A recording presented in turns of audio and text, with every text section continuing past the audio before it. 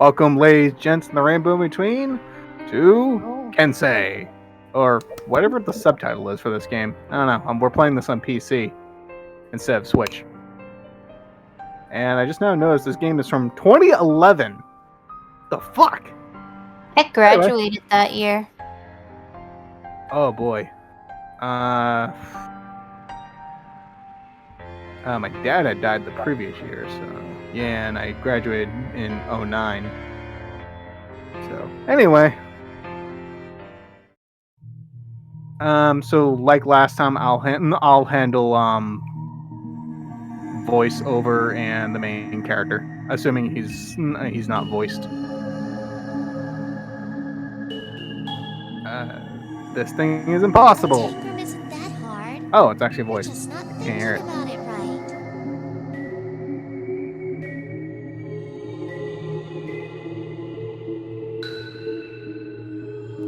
So how exactly am I supposed to think You about need it? to be more flexible. You should be open to the idea that what looks like one thing might just be a small part of something completely different. The outside shape doesn't always give you a good idea of what's inside. You mean like how my tiny little sister is such a huge genius? Just like that. Who on earth invented this thing anyway? It's such a weird puzzle. Well, I think that according to legend, the Tangram happened when someone dropped a square tile and it broke into 7 pieces.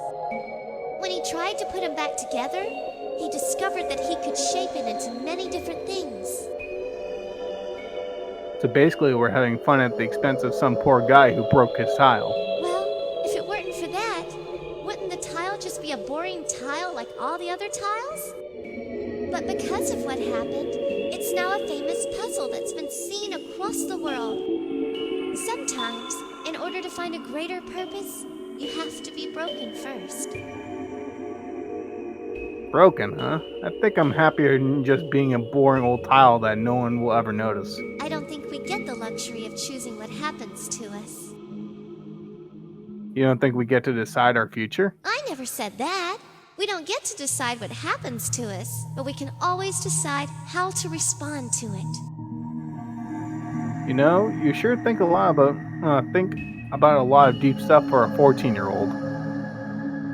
I thought girls your age were supposed to be into cute guys or nail polish. That's a stereotype, and you know it. What? I'm not allowed to tease you? Besides, I'm sure you'll start thinking about a boy one day, and when that day comes, you'd better make sure he gets my approval first.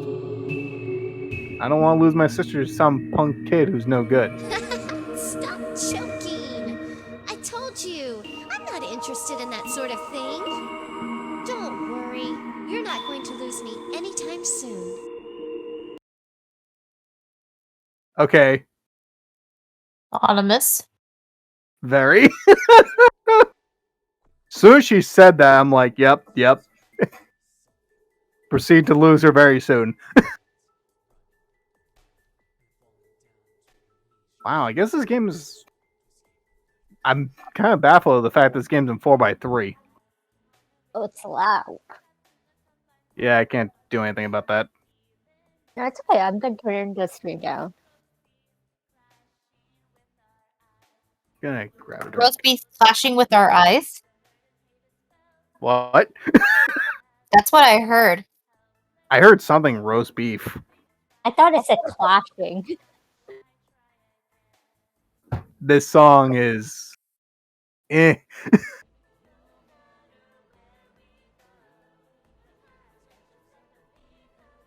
Yep, this music. Oh boy. I recall the first one had better music.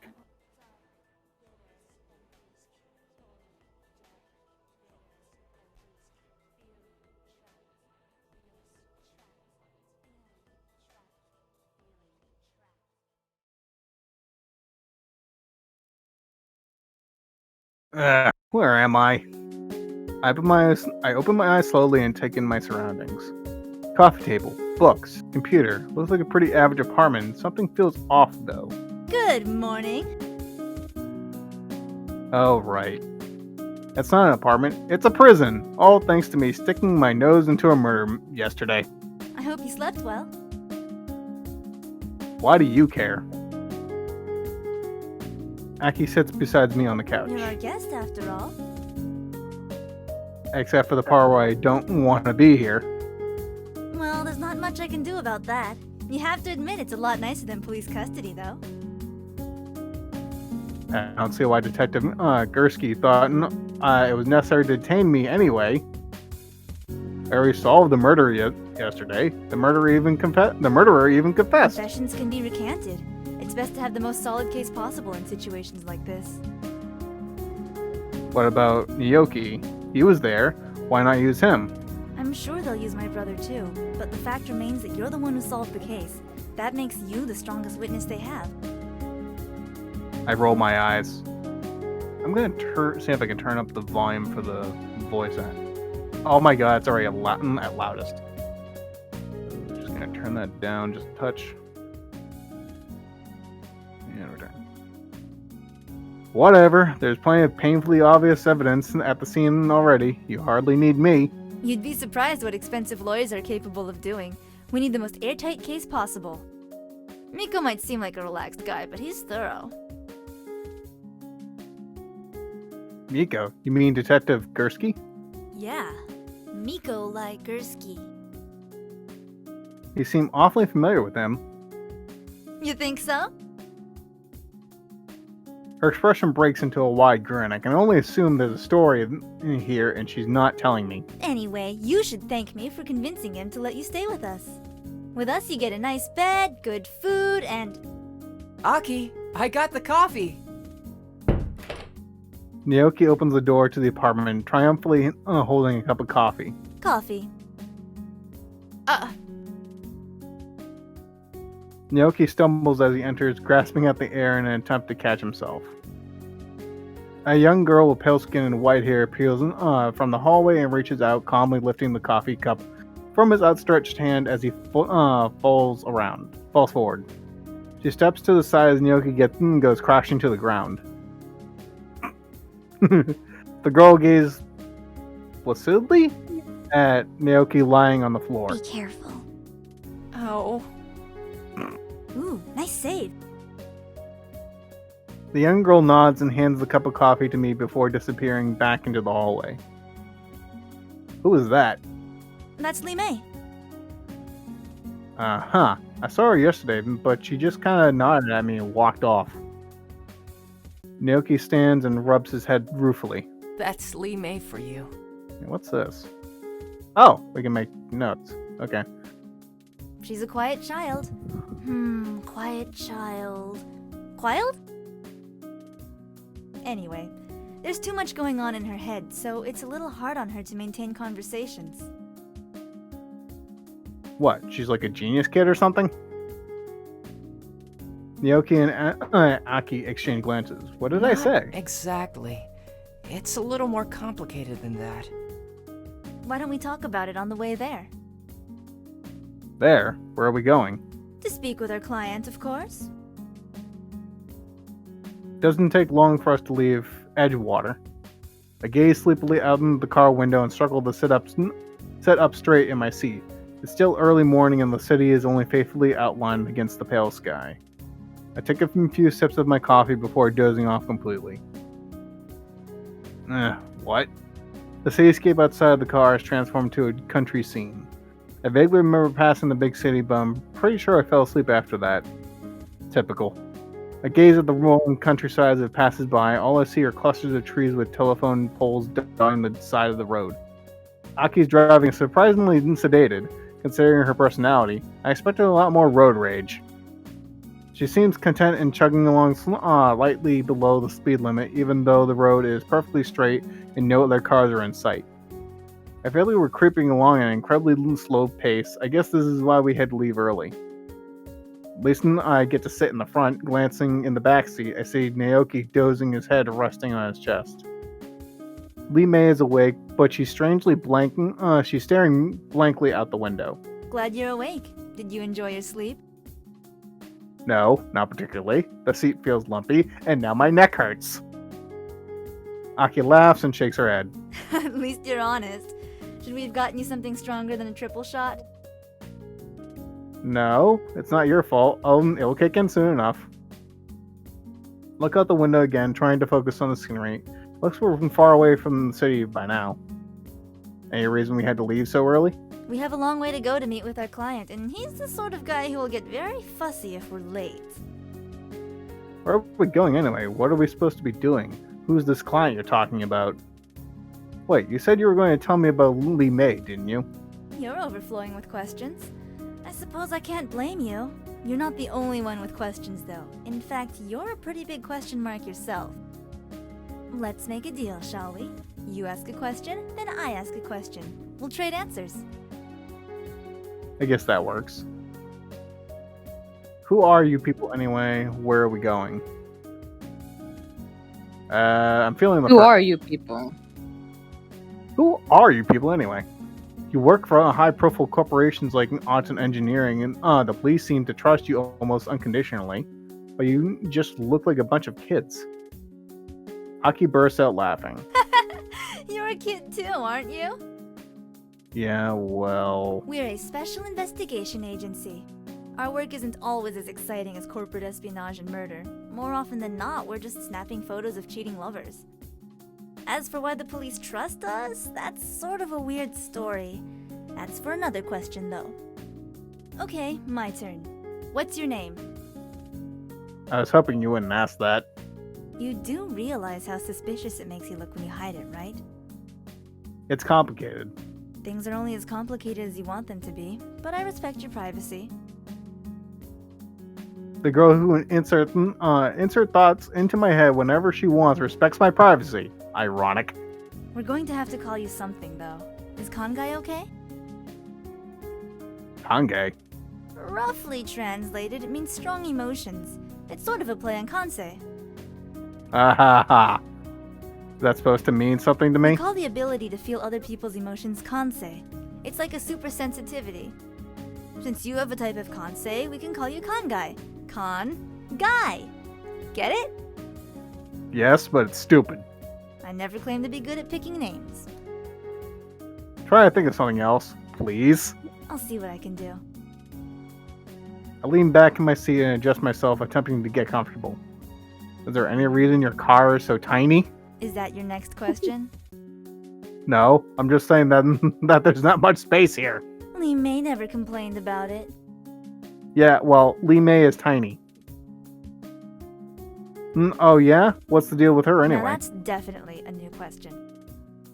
Right. So where are we going? So what's the deal with Lee May anyway? Well, what did you have to do to get the police to trust you? Which one? What did you get to do to get the police to trust you? Yeah. We stopped the assassination of a visiting dignitary. Whoa. You what?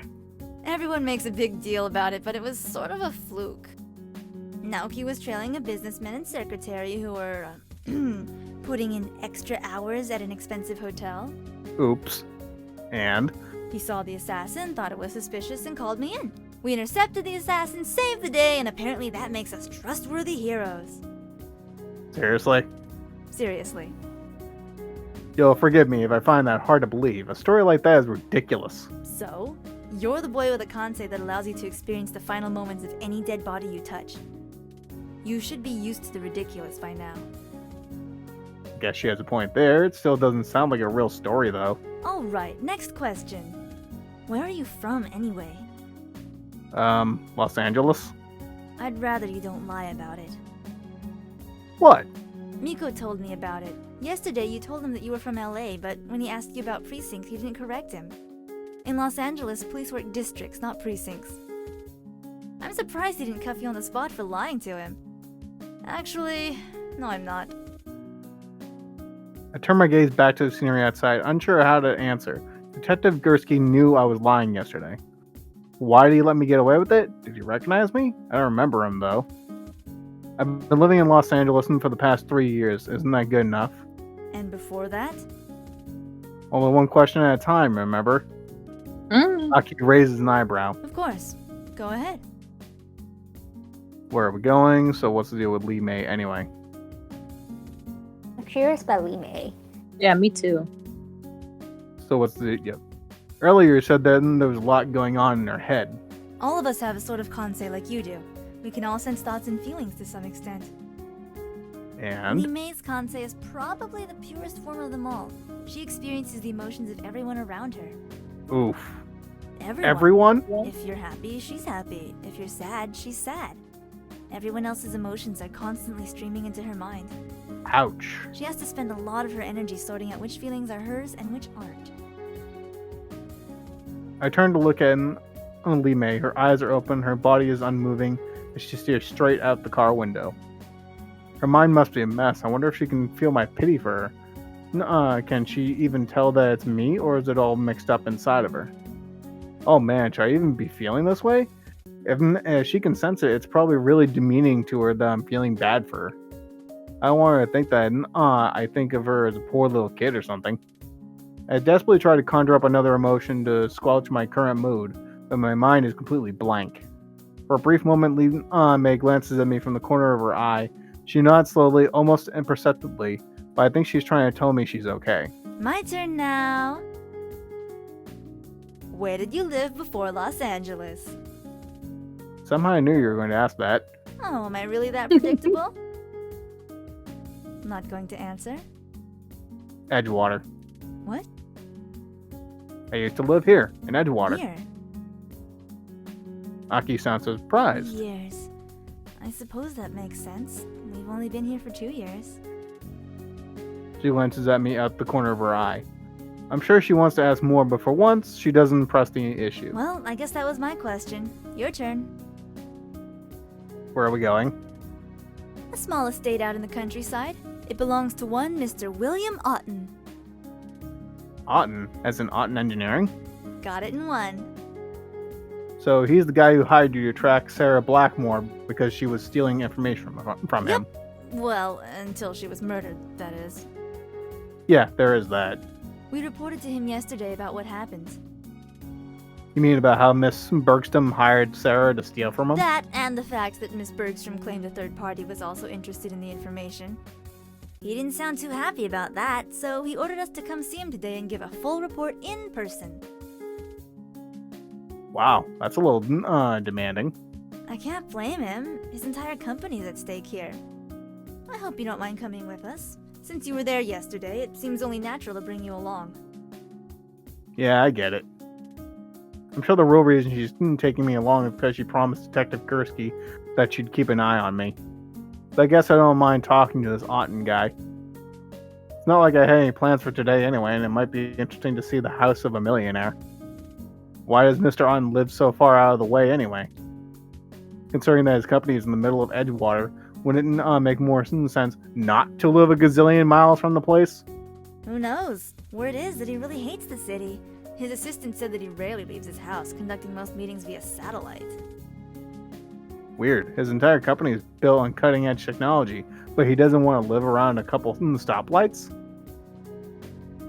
Rich people are eccentric. Comes with a job description, I think. Sounds more like a paranoia to me. Maybe it is. You missed it. I jump a little as Lee May speaks up from the back seat. She's been silent for so long, I almost forgotten that she was there. Lee May is pointing at a small side road that we just passed. Oops! Aki gives the steering wheel a tight spin, and the car's tires screech as the car spins in the road. What? Ow! What? Ow! Oh. Naoki jerks awake as his head bumps against the window he was using for a headrest. Sorry, missed a turn. He rubs his head slowly. Yeah, I noticed. I guess we're almost there. Yep, just a few minutes now. Anyway, what were we talking about? Right, Mr. Otten. He's one of those self-made men you hear about all the time, built Otten Engineering himself from the ground up. But he's also ridiculously secretive. No interviews, hardly any TV appearances. His assistant, Sophia Millerson, does most of that. The car slows to a stop as we approach Mr. Otten's house. Just going out the window to get a better look at it. Looks like a very expensive, very pretty box. Kind of small for a rich guy, though. This is it. This is it. For It looks like someone just glued some fancy doors and windows onto a huge box. Yeah, it kinda does. I guess since he always stays inside, he doesn't care what it looks like on the outside. Aki kicks open the door and leaps out. The front doors of the house swing open silently, and a strict-looking woman approaches us. Are you the representatives from the agency? Yep, I'm Aki Mizutani. You must be Sophia Millerson. We spoke on the phone. Aki thrusts her hand up, but the woman merely raises a skeptical eyebrow. You're not exactly what I pictured. Looking at Aki's wrinkled shirt and dusty pants, I can see why she might be a little thrown off.